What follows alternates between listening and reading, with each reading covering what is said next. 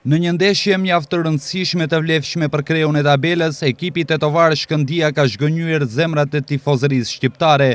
Në një ndeshje ku ishin mbi 14.000 tifoz në stadiumin e qytetit në Tetov, futbollistët e Shkëndijës kanë pësuar nga ekipi i Vardarit, rivalit të përjetshëm me rezultat 0-2.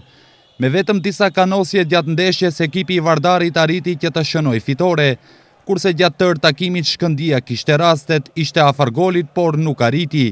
Ka mjaftuar kjo që në tribunat e stadiumit të qytetit në Tetov të dëgjohen fishkëllimat të adresuara ndaj futbollistëve të cilët lejuan që të mposhten në mes të qytetit të Tetovës.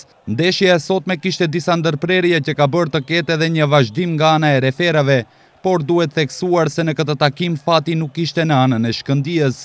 Madje publiku ka shfaqur edhe rezerva dhe dyshime për golin e parë të pranuar nga ana e portierit të Shkëndijës Zahov. Në minutën e 36, Spirovski gjuan nga një distancë e madhe dhe topi i devijuar përfundon në rjetën e Zahovit. Me kaq edhe përfundoi pjesa e parë e takimit. Në pjesën e dytë Shkëndia ishte shumë afër barazimit me shumë gjasa reale për të shënuar, dhe kur nuk shënon arrin edhe dënimi. Kur të gjithë prisnin barazimin, Shkëndia pëson gol në minutën e 74 që shuajti gjasat e tetovarëve për një rezultat pozitiv, duke bërë kështu që Shkëndia me një ndeshje më pak të jetë 5 pikë pas Vardarit.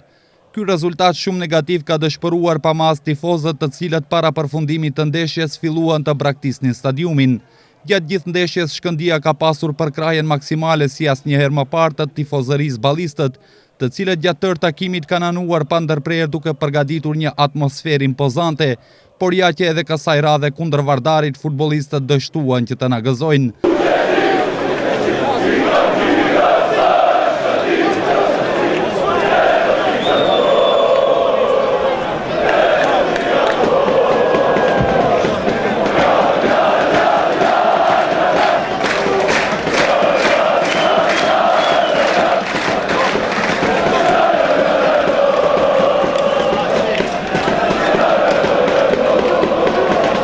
Në ndërkohë në ndeshjen tjetër, Makedonia Gjorçe Petrov ka shënuar fitore ndaj ekipit të Renovës me rezultat 3-1.